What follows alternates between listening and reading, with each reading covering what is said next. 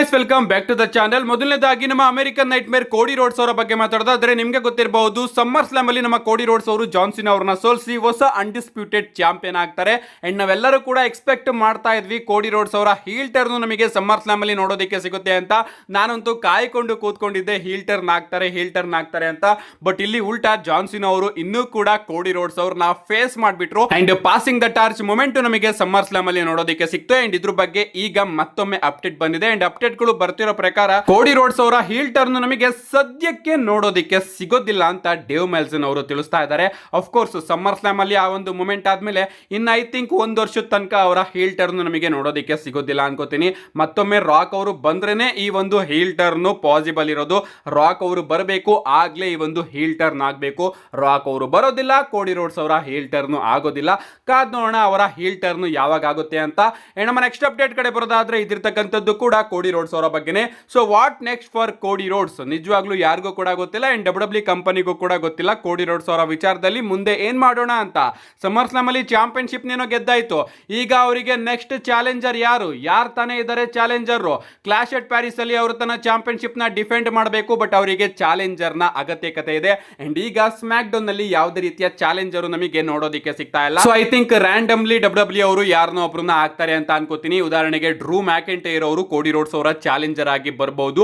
Clash ಎಟ್ Paris ಅಲ್ಲಿ ನನಗೆ ಒಂದು ಮ್ಯಾಚ್ ಬೇಕು ಅಂತ.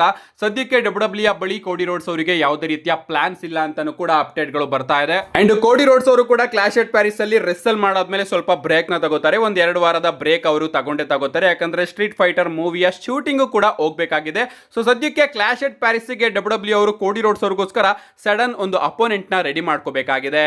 ನೆಕ್ಸ್ಟ್ ಅಪ್ಡೇಟ್ ಕಡೆ ಬರೋದಾದ್ರೆ ಇದಿರ್ತಕ್ಕಂಥದ್ದು ನಮ್ಮ ಜಾಕ್ ಸ್ವಾಗರ್ ಬಗ್ಗೆ. ಇವರು ನಿಮ್ಮೆಲ್ಲರಿಗೂ ಕೂಡ ಗೊತ್ತಿರ್ತಾರೆ ಅನ್ಕೋತೀನಿ. ವಿ ದ ಪೀಪಲ್ ಇವರ ಕ್ಯಾಚ್ ಪ್ರೈಸ್ ಸಿಕ್ಕಾಪಟ್ಟೆ ಫೇಮಸ್ ಆಗಿತ್ತು. ಇವರು ಡಬ್ಲ್ಯೂ ಕಂಪನಿನ ಲೀವ್ ಮಾಡಿ ಜಾಕ್ ಹ್ಯಾಗರ್ ಅಂತ AW ಕಂಪನಿಯಲ್ಲಿ ನಮಗೆ ನೋಡೋದಕ್ಕೆ ಸಿಗ್ತಾ ಇದ್ರು. ಅಂಡ್ ಈಗ ಇವರು ತನ್ನ ಅಫಿಷಿಯಲ್ ರಿಟೈರ್ಮೆಂಟ್ ನ ಅನೌನ್ಸ್ ಮಾಡಿದ್ದಾರೆ. ಸೊ ನಾನು ರೆಸ್ಲಿಂಗ್ ಇಂದ ರಿಟೈರ್ಡ್ ಆಗ್ತಾ ಇದ್ದೀನಿ ಅಂಡ್ ನಾನು ನನ್ನ ಟ್ರಕ್ ಬಿಸ್ನೆಸ್ ನ ನೋಡ್ಕೊಳ್ತೀನಿ ಅಂತ ಜಾಕ್ ಸ್ವಾಗರ್ ಅವರು ಅಫಿಷಿಯಲ್ ಆಗಿ ಅನೌನ್ಸ್ ಮಾಡಿದ್ದಾರೆ. ಸೊ ಪಾಪ ಇವರೆಲ್ಲ ಕರಿಯರ್ ನ ಚೆನ್ನಾಗಿ ಎಂಡ್ ಮಾಡ್ಕೊಳ್ಳಿಲ್ಲ. ಡಬ್ಲ್ಯೂ ಕಂಪನಿಗೆ ರಿಟರ್ನ್ ಆಗಿದ್ರೆ ಚೆನ್ನಾಗಿರೋದು. ಡಬ್ಲ್ಯೂ ಕಂಪನಿಯಲ್ಲೇ ರಿಟೈರ್ಮೆಂಟ್ ನ ಹೊಂದಿದ್ರೆ ಚೆನ್ನಾಗಿರೋದು. ಏನು ಮಾಡೋದಕ್ಕಾಗೋದಿಲ್ಲ. ಸದ್ಯಕ್ಕೆ ಇವ್ರ ಪ್ರಕಾರ ಇವರು ರಿಟೈರ್ಡ್ ಆಗಿದ್ದಾರಂತೆ.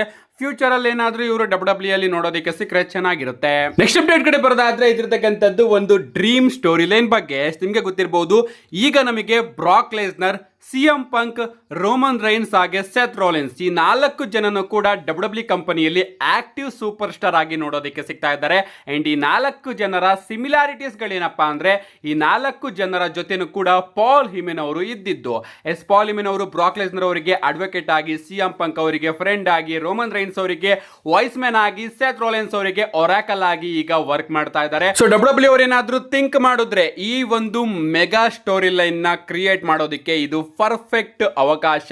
ಈಗಿಲ್ಲ ಅಂದ್ರೆ ಇನ್ನ ಮುಂದೆ ಯಾವತ್ತೂ ಇಲ್ಲ. ಆ ರೀತಿಯ situation Brock Lesnar, Seth Rollins, CM Punk ಆಗಿ ರೋಮನ್ ರೈನ್ಸ್ ಅವ್ರನ್ನ ಹಾಕೊಂಡು ಡಬ್ಲ್ಯೂ ಅವರ ಜೊತೆಗೆ ಪಾಲಿಮಿನ್ ಅವ್ರನ್ನು ಕೂಡ ಇಟ್ಕೊಂಡು ಒಂದು ಮೆಗಾ ಸ್ಟೋರಿ ಲೈನ್ ನ ಬಿಲ್ಡ್ ಮಾಡಬಹುದು. ಅವ್ರೇನಾದ್ರೂ ಅನ್ಕೊಂಡ್ರೆ ಎಸ್ ನಮ್ಮ ಸೆತ್ ರೋಲೆನ್ಸ್ ಅವರ ಜೊತೆ ಸೇರ್ಕೊಳ್ಳೋದಕ್ಕಿಂತ ಮುಂಚೆ ನಾವೆಲ್ಲರೂ ಕೂಡ ಅನ್ಕೋತಾ ಇದ್ವಿ ಬ್ರಾಕ್ ಲೆಸ್ನರ್, ಸಿಎಂ ಪಂಕ್ ಆಗಿ ರೋಮನ್ ರೈನ್ಸ್ ಅವರ ಒಂದು ಮೆಗಾ ಸ್ಟೋರಿ ಲೈನ್ ನೋಡೋದಕ್ಕೆ ಸಿಕ್ಕರೆ ಯಾವ ರೀತಿ ಇರುತ್ತೆ ಅಂತ. ಅಂಡ್ ಈಗ ಸೆತ್ ರೋಲೆನ್ಸ್ ಅವರು ಕೂಡ ಈ ಒಂದು ಸ್ಟೋರಿ ಲೈನ್ ನಲ್ಲಿ ಜಾಯ್ನ್ ಆದ್ರೆ ನಿಜವಾಗ್ಲೂ ಈ ಒಂದು ಸ್ಟೋರಿ ಲೈನ್ ಅದ್ಭುತವಾಗಿರುತ್ತೆ. ಅಂಡ್ ಯಾವ ರೀತಿ ಇರುತ್ತೆ ಇಮ್ಯಾಜಿನೇಷನ್ ಮಾಡ್ಕೊಳ್ಳಿ. ಇವರ ನಡುವೆ ಫ್ಯಾಟಲ್ 4-ವೇ ಮ್ಯಾಚ್ ಆಗ್ತಾ ಇದೆ. ಅದು ಕೂಡ ಪಾಲ್ ಹಿಮೆನ್ ಅವ್ರಿಗೋಸ್ಕರ ನಿಜವಾಗ್ಲೂ ಡ್ರೀಮ್ ಕಮ್ ಟ್ರೂ ಅಂತಾನೆ ಹೇಳ್ಬಹುದು. ಏನೇ ಆಗ್ಲಿ ಈ ಒಂದು ಮ್ಯಾಚ್ ಆಗುತ್ತೋ ಎಲ್ಲೋ ಗೊತ್ತಿಲ್ಲ. ಬಟ್ ಡ್ರೀಮ್ ಸ್ಟೋರಿ ಲೈನ್ ನ ಡಬ್ಲ್ಯೂ ಅವರು ಕ್ರಿಯೇಟ್ ಮಾಡೋದಕ್ಕೆ ಒಂದು ಪರ್ಫೆಕ್ಟ್ ಅವಕಾಶ ಇದೆ. ನೆಕ್ಸ್ಟ್ ಅಪ್ಡೇಟ್ ಕಡೆ ಬರೋದಾದ್ರೆ ಇದಿರ್ತಕ್ಕಂಥದ್ದು ನಮ್ಮ ಬೀಸ್ಟ್ ಬ್ರಾಕ್ ಲೆಸ್ನರ್ ಅವರ ಬಗ್ಗೆ. ನಿಮ್ಗೆ ಗೊತ್ತಿರಬಹುದು, ಬ್ರಾಕ್ ಲೆಸ್ನರ್ ಅವರು ಸಮ್ಮರ್ ಸ್ಲಾಮ್ ಅಲ್ಲಿ ಮೋಸ್ಟ್ ಅವೈಟೆಡ್ ಶಾಕಿಂಗ್ ರಿಟರ್ನ್ ಮಾಡ್ತಾರೆ. ನಿಜವಾಗ್ಲೂ ಯಾರು ಕೂಡ ಎಕ್ಸ್ಪೆಕ್ಟ್ ಮಾಡಿರಲಿಲ್ಲ. ಟೀಸರ್ಸ್ ಗಳು ಬರ್ತಾ ಇದ್ರು ಕೂಡ, ಎಕ್ಸ್ಪೆಕ್ಟ್ ಮಾಡ್ತಾ ಇದ್ರು ಕೂಡ ಬರ್ತಾರೆ ಅಂತ ಯಾರು ಕೂಡ ಅನ್ಕೊಂಡಿರಲಿಲ್ಲ. ಅಂಡ್ ಅದೇ ರೀತಿ ಶಾಕು ನಮ್ಮೆಲ್ಲರಿಗೂ ಕೂಡ ಸಮ್ಮರ್ ಸ್ಲಾಮ್ ಅಲ್ಲಿ ಆಗಿದ್ದು. ಸೊ ಈಗ ಬ್ರಾಕ್ ಲೆಸ್ನರ್ ಅವರು ಬಂದೇನೋ ಆಗಿದೆ. ನೆಕ್ಸ್ಟ್ ಅವರು ನಮಗೆ ಎಲ್ಲಿ ನೋಡೋದಕ್ಕೆ ಸಿಗ್ತಾರೆ, ಯಾವಾಗ ನೋಡೋದಕ್ಕೆ ಸಿಗ್ತಾರೆ ಅಂತ ನೀವೇನಾದ್ರೂ ಕೇಳಿದ್ರೆ ಡಬ್ಲ್ಯೂ ಅವರು ಅಫಿಷಿಯಲ್ ಆಗಿ ಬ್ರಾಕ್ ಲೆಸ್ನರ್ ಅವ್ರನ್ನ ಸದ್ಯಕ್ಕೆ ಯಾವ ಶೋಗೂ ಕೂಡ ಅಫಿಷಿಯಲ್ ಆಗಿ ಕನ್ಫರ್ಮ್ ಮಾಡಿಲ್ಲ. ಬಟ್ ಗೈಸ್, ಸ್ಮ್ಯಾಕ್ ಡೌನ್ ನಲ್ಲಿ ನಮಗೆ ಬ್ರಾಕ್ ಲೆಸ್ನರ್ ಅವರ ರಿಟರ್ನ್ ನೋಡೋದಕ್ಕೆ ಸಿಗಬಹುದು. ಯಾಕಂದ್ರೆ ಸ್ಮ್ಯಾಕ್ ಡೌನ್ ಗೆ ಜಾನ್ಸಿನ್ ಅವರು ಬರ್ತಾ ಇದ್ದಾರೆ.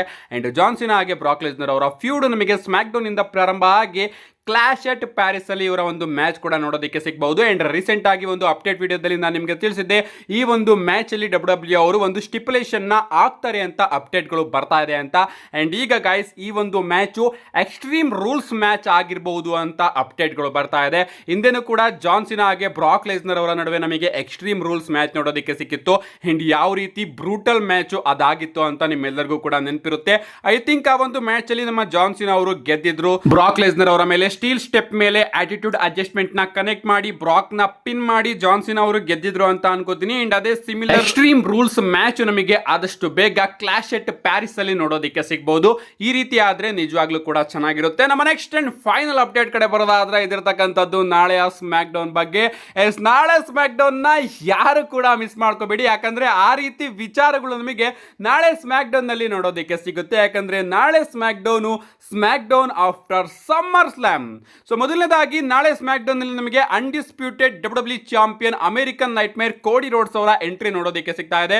ಕೋಡಿ ರೋಡ್ಸ್ ಅವರು ಸಮ್ಮರ್ ಸ್ಲಾಮ್ ಅಲ್ಲಿ ಚಾಂಪಿಯನ್ಶಿಪ್ ನ ಗೆದ್ದ ಕೂಡಲೇ ಸ್ಮ್ಯಾಕ್ ಡೌನ್ ಗೂ ಕೂಡ ಬರ್ತಾ ಇದ್ದಾರೆ. ಸೊ ಸ್ಮ್ಯಾಕ್ ಡೌನ್ ನಲ್ಲಿ ಗೊತ್ತಾಗುತ್ತೆ ಕೋಡಿ ರೋಡ್ಸ್ ಅವರ ನೆಕ್ಸ್ಟ್ ಅಪೋನೆಂಟ್ ಯಾರಾಗಿರ್ತಾರೆ ಅಂತ. ಅದಕ್ಕೋಸ್ಕರ ನಾವು ಸ್ಮ್ಯಾಕ್ ಡೌನ್ ನ ನೋಡಲೇಬೇಕು. ಇಷ್ಟೇ ಅಲ್ಲ, ನಮ್ಮ 17 ಟೈಮ್ ಚಾಂಪಿಯನ್ ಜಾನ್ ಸಿನಾ ಅವರು ಕೂಡ ನಾಳೆ ಸ್ಮ್ಯಾಕ್ ಡೌನ್ ನಲ್ಲಿ ಅಪಿಯರ್ ಆಗ್ತಾ ಇದ್ದಾರೆ. ಸೊ ಸಮ್ಮರ್ ಸ್ಲಾಮ್ ಅಲ್ಲಿ ಸೋತಂತಹ ನಮ್ಮ ಜಾನ್ ಸಿನಾ ಅವರು ಸ್ಮ್ಯಾಕ್ ಡೌನ್ ಗೆ ಬರ್ತಾ ಇದ್ದಾರೆ. ಪ್ರಾಬಬ್ಲಿ ಅವರು 100% ಬ್ರಾಕ್ ಲೆಸ್ನರ್ ಅವರ ಬಗ್ಗೆ ಮಾತಾಡೇ ಆಡ್ತಾರೆ. ಈಗ pure baby face John Cena ಅವರು ನಮಗೆ ನೋಡೋದಕ್ಕೆ ಸಿಗ್ತಾ ಇರೋದು ಸ್ಮ್ಯಾಕ್ ಡೌನ್ ನಲ್ಲಿ. ಸೊ ಒಳ್ಳೆ ಗೂಸ್ ಬಂಪ್ ಬರುವಂತಹ ಎಂಟ್ರೆನ್ಸ್ ಕೂಡ ನಮಗೆ ನೋಡೋದಕ್ಕೆ ಸಿಗುತ್ತೆ. ಅಂಡ್ ಯಾರಿಗೆ ಗೊತ್ತು, ಅವರು ಬ್ರಾಕ್ ಲೆಸ್ನರ್ ಅವ್ರನ್ನ ಕಾಲ್ ಔಟ್ ಕೂಡ ಮಾಡಬಹುದು. ಅಂಡ್ ಆ ಒಂದು ಟೈಮ್ ಅಲ್ಲಿ ನಮಗೆ ಬ್ರಾಕ್ ಲೆಸ್ನರ್ ಅವರ ಎಂಟ್ರಿ ಕೂಡ ನೋಡೋದಕ್ಕೆ ಸಿಗಬಹುದು. ಅಪ್ಡೇಟ್ ಗಳು ಬರ್ತಿರೋ ಪ್ರಕಾರ ಬ್ರಾಕ್ ಲೆಸ್ನರ್ ಅವರು ಕೂಡ ನಮಗೆ ನಾಳೆ ಸ್ಮ್ಯಾಕ್ ಡೌನ್ ನಲ್ಲಿ ನೋಡೋದಕ್ಕೆ ಸಿಗ್ತಾರಂತೆ. ಸೊ ನಾಳೆ ಸ್ಮ್ಯಾಕ್ ಡೌನ್ ನಲ್ಲಿ ಬ್ರಾಕ್ ಲೆಸ್ನರ್ ಹಾಗೆ ಜಾನ್ ಸಿನಾ ಇವರಿಬ್ರು ಕೂಡ ಸೇರ್ಕೊಂಡು ತನ್ನ ಮ್ಯಾಚ್ ಆಗ್ತಾ ಇದೆಯಲ್ಲ ಕ್ಲಾಶ್ ಎಟ್ ಪ್ಯಾರಿಸ್, ಆ ಒಂದು ಮ್ಯಾಚ್ ನ ಸ್ಟೋರಿನ ನಾಳೆ ಸ್ಮ್ಯಾಕ್ ಡೌನ್ ಇಂದ ಬಿಲ್ಡ್ ಮಾಡಬಹುದು. ಸೊ ಇದಕ್ಕಿಂತ ಹೈಪ್ ಬೇಕಾ ನಾಳೆ ಸ್ಮ್ಯಾಕ್ ಡೌನ್ ನ ನೋಡೋದಕ್ಕೆ? ಯಾರು ಕೂಡ ಮಿಸ್ ಮಾಡ್ಕೋಬೇಡಿ ಅಂತ ಹೇಳ್ತಾ, see you guys in my next video.